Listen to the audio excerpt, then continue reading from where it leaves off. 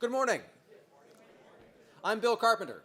I'm a senior program analyst here at the Information Security Oversight Office. It's a pleasure to welcome you all to the 2015 ISOO Open House. I hope that those of you who were able to participate in this morning's tour of the public display areas had a good experience. If you were not able to participate, I hope you'll be able to spend time at lunch or at the conclusion of today's program to explore the exhibits.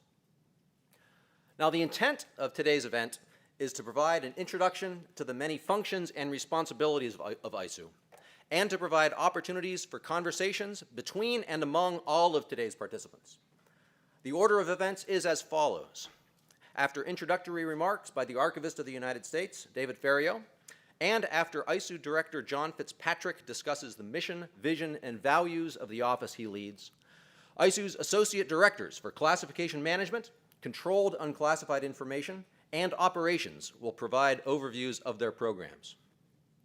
After lunch, we have two sets of breakout sessions, which will cover in greater detail developments in the Controlled Unclassified Information Program, ISOO's Liaison Program, as well as topics in classification, declassification, and industrial security.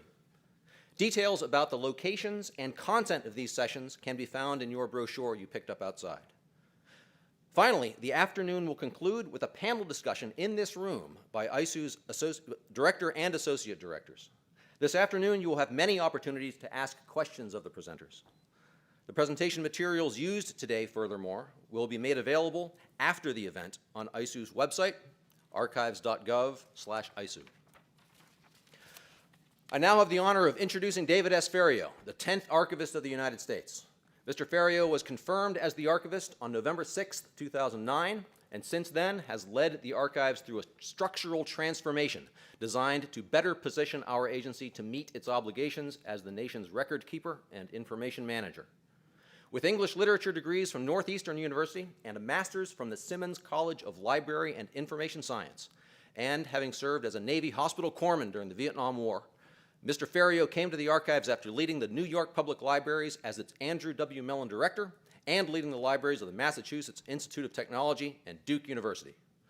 Please join me in welcoming David Ferriero.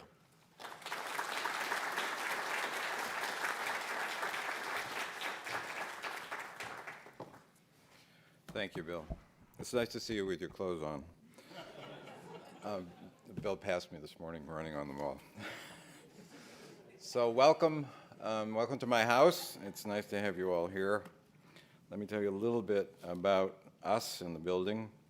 John Russell Pope, the architect, designed this building as a temple to American history. He believed only a monumental building in his beloved neoclassical style could appropriately showcase the most treasured documents of our democracy.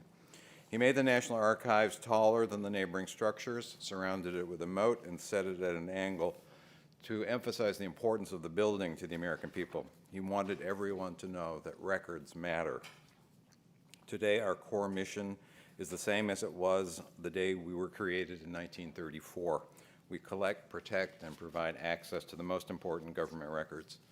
That's about 2 to 3% of all the records created by the government over the years, but they're the ones with long-term historic and legal interest.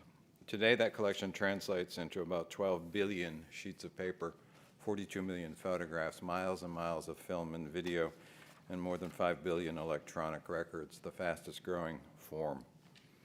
These records include the oaths of allegiance signed by George Washington and his troops at Valley Forge, the Louisiana Purchase, the check for $7.2 million with which we purchased Alaska, as well as the tweets that are being created in the White House as I am speaking.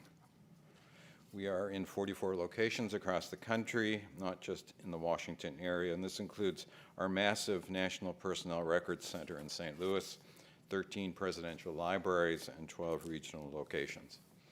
So let's talk about the Information Security Oversight Office, ISOO, and why is ISOO part of the National Archives. The National Archives is the one agency in the federal government that has at its heart the responsibility to make information about government available to the American people. Many other agencies collect and analyze information, the Census Bureau, the Department of Justice, and the Central Intelligence Agency, to name a few, but they do so in pursuit of their own specific missions. The National Archives' purpose is to make information available. It makes sense then that for the National Archives to be closely linked to the most significant reasons why information is protected from public access and the reasons those protections are someday rightfully removed. What the Information Security Oversight Office does by implementing the President's executive orders concerning classified national security information and controlled unclassified information may seem far removed from preserving the Declaration of Independence and running a research room.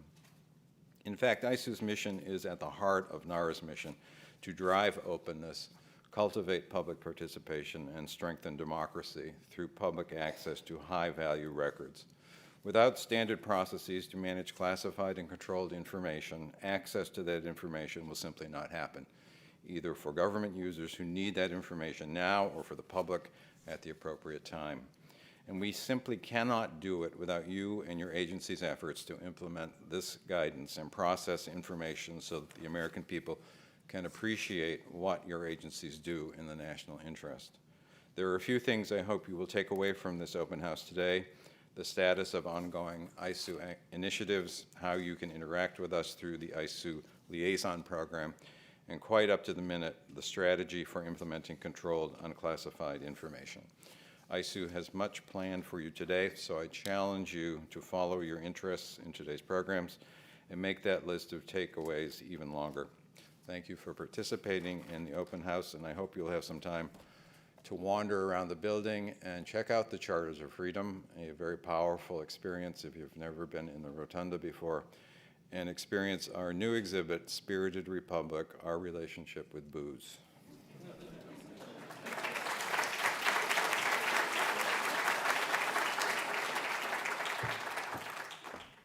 Thank you, Mr. Ferriero, for the opening remarks. I now have the pleasure of introducing ISOO Director John Fitzpatrick. Mr. Fitzpatrick has been with us since August 2011, when the President approved his appointment to the position. He is a graduate of the College of William & Mary and served in a number of capacities in the Central Intelligence Agency and the National Reconnaissance Office. Right before he came to ISOO, he was the Assistant Deputy Director of National Intelligence for Security at the Office of the Director of National Intelligence, where he also led the executive branch efforts to transform the security clearance process, and where he was awarded the National Intelligence Distinguished Service Medal in 2011. Please welcome ISOO Director John Fitzpatrick.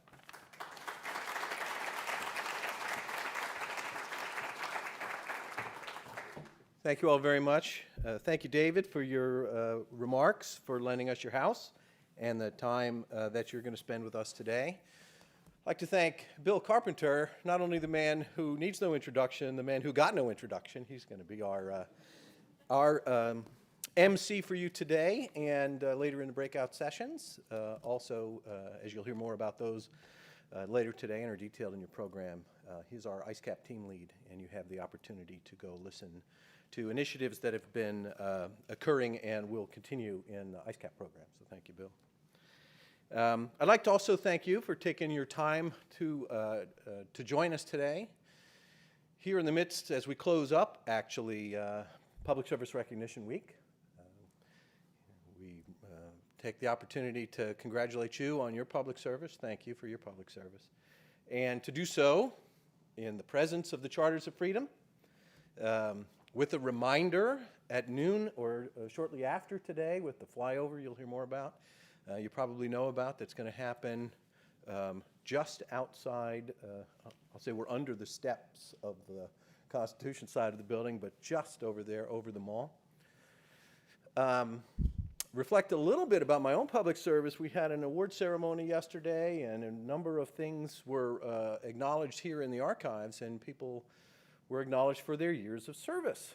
And it happened that yesterday was the anniversary of my first day in government.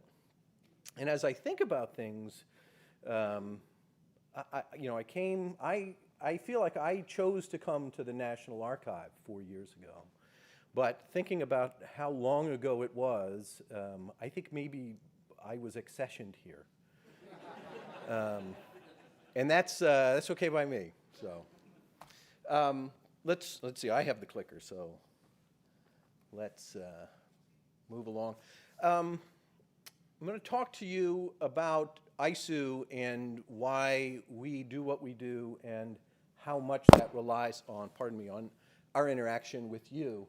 And I think here, just to talk about very quickly these three words on our title here: protect, inform, assess. These are integral to our functions, but as we will make clear throughout the day, our functions are only here to participate, partner, and enhance with those that you provide. So keep that context in mind all day. We're going to talk about us, but really it's not about us, it's about you. So why an open house? We have a couple of objectives, and I hope that they are yours as well. We know each other well.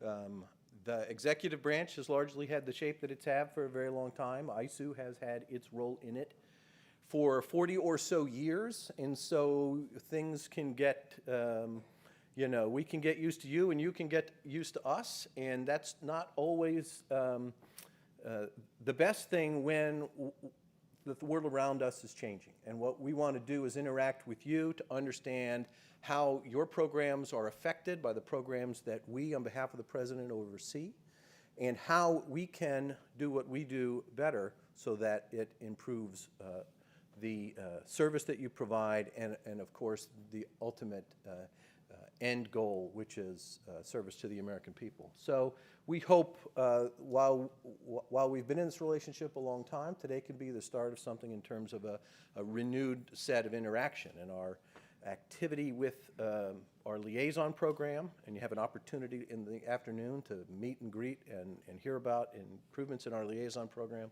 are aimed specifically at that. We want to hear from you.